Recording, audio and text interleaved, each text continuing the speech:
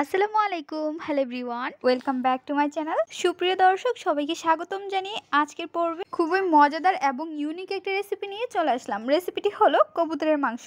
সেরা স্বাদের এই কবুতর ভুনা রেসিপিটি আশা করছি আপনাদের কাছে ভালো লাগবে।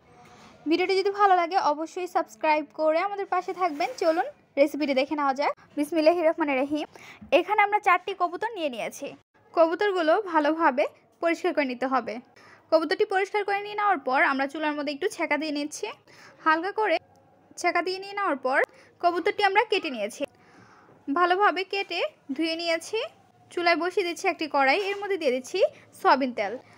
তেলটি দিয়ে দেওয়ার পর এর মধ্যে দিয়ে দিচ্ছি এলাচ, লং, তেজপাতা, দিয়ে দিচ্ছি দারচিনি, গোলমরিচ। নাড়াচাড়া করে এর মধ্যে আমরা দিয়ে দিব পেঁয়াজ কুচি। পেঁয়াজ কুচি দিয়ে উল্টিয়ে পাল্টিয়ে নাড়াচাড়া করে নিচ্ছি। পেঁয়াজটির কাঁচা গন্ধ যাওয়া পর্যন্ত আমরা নাড়াচাড়া করতে থাকব এবং যখন পেঁয়াজের মধ্যে হালকা বাদামি কালার বা ব্রাউন কালার চলে আসবে তখন আমরা এর মধ্যে দিয়ে দিব আদা রসুন বাটা 1.5 টেবিল চামচ। অল্প করে দিয়ে দিচ্ছি পানি। পানিটি দিয়ে নাড়াচাড়া করে নিতে হবে। অ্যাড করে দিচ্ছি ধনিয়ার গুঁড়ো 1/2 টেবিল চামচ, হলুদের গুঁড়ো 1 টেবিল চামচ, গুঁড়ো মরিচের গুঁড়ো 1 টেবিল চামচ, কাঁচা মরিচের পেস্ট 1 টেবিল চামচ। নাড়াচাড়া করে নিচ্ছি।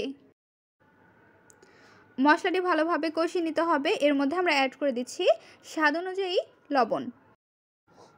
লবণ দেওয়ার পর দিয়ে দিব ভাজা জিরের গুঁড়ো 1/2 টেবিল চামচ, ভাজা জিরের গুঁড়ো 1/2 টেবিল চামচ।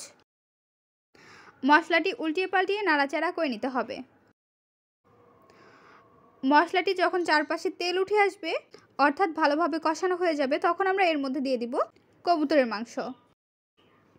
কবুতরের মাংসটি আমরা দিয়ে দিচ্ছি। উল্টিয়ে পাল্টিয়ে মশলার সঙ্গে মিক্সড করে নিতে হবে। মশলার সঙ্গে ভালোভাবে কষিয়ে নিয়ে নেওয়ার পর আমরা ঢাকনা দিয়ে ঢেকে রেখে দিব 3 থেকে 4 মিনিটের জন্য। চলে আসলাম 4 মিনিট পর।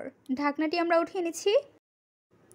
খুন্তির সাহায্যে মাংসটি আমরা উল্টিয়ে পাল্টিয়ে নাড়াচাড়া করে নিচ্ছি। মশলাটি নাড়াচাড়া করে নিয়ে নেওয়ার পর আবারও আমরা ঢেকে রেখে দিব। চলে আসলাম, ঢাকনাটি উঠিয়ে নিচ্ছি। আমাদের কবুতরের মাংসটি ভালোভাবে কষানো হয়ে গিয়েছে।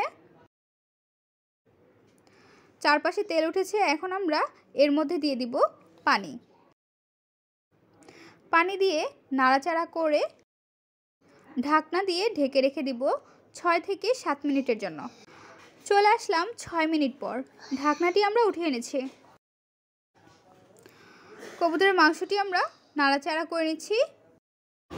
নাড়াচাড়া করে আবারও আমরা ঢেকে রেখে দিব। ঢাকনাটি উঠিয়ে এনেছি। এখন আমরা এর মধ্যে দিয়ে দিব খাঁটি ঘি বা গাওয়া ঘি। ঘিটি দিয়ে নাড়াচাড়া করে নিতে হবে।